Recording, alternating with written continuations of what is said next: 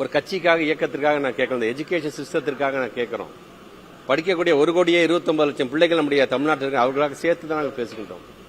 ஒரு தமிழ்நாட்டுடைய முதலமைச்சர் பல்வேறு பணிகள் இருக்கிறது என்று சொல்லும்போது பதஷ்டப்பட்டு காலகட்டத்தில் தொலைபேசியில் தொடர்பு கொண்டு பேச வேண்டிய அவசியம் என்ன? நாட்டின் எதிர்காலம் என்று வந்தால் அது நாளைய தலைவர்களாக இருக்கக்கூடிய நம்முடைய மாணவ செல்வங்கள் மீது வைத்திருக்கின்ற நம்பிக்கை, அவர்கள் மீது வைத்திருக்கின்ற அன்பு. அதன் காரணமாகத்தான் ஒவ்வொரு முறையும் நம்முடைய போர்டு எக்ஸாம் ரிசல்ட் வரும்போது நாம் அவர்களை ஊக்கப்படுத்துங்களுக்கு நம்முடைய தமிழ்நாட்டு முதலமைச்சர் அந்த வாழ்த்து செய்தி சொல்லுகிறார் என்று சொல்லும்போது எனக்கு 5ஆம் வகுப்பு பிள்ளைங்களுக்கு அந்த பிரஷர் எனக்கு ஏற்றுகிறார்களே, அது எப்படி ஏற்றுக்கொள்ள முடியும் என்பதற்காகத்தான் இதை நான் சொல்கிறேன். பெற்றவங்க நான் வைக்கின்ற வேண்டுகோள், தயவு செய்து இது போன்று ஏதாவது உங்கள்கிட்ட கையெழுத்து வாங்கி 5ஆவதுல ஃபெயில் உங்க பிள்ளை ஃபெயில் நீ ஒத்துக்க அப்படின்னு தயவு செய்து கையெழுத்து வாங்க, தயவு செய்து எதிர்த்து கேள்வி கேளுங்கள்.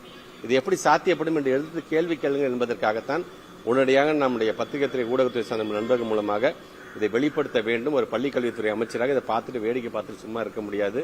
எனக்கு மேல் இருக்கின்ற தலைமை ஆசிரியராக இருக்கக்கூடிய மாண்பு தமிழ்நாட்டு முதலமைச்சர் அடுத்த நிமிஷமே இது சார்ந்து நீ உடனடியாக நீ ஒரு நல்ல தெளிவான ஒரு செய்தியை நீ பத்திரிகை ஊடகத்துறை நம்ம சொல்ல வேண்டும் என்று சொல்லுங்க. அந்த அடிப்படையில் தான் உங்களையும் நான் சந்தித்து சொல்லியிருக்கிறேன்.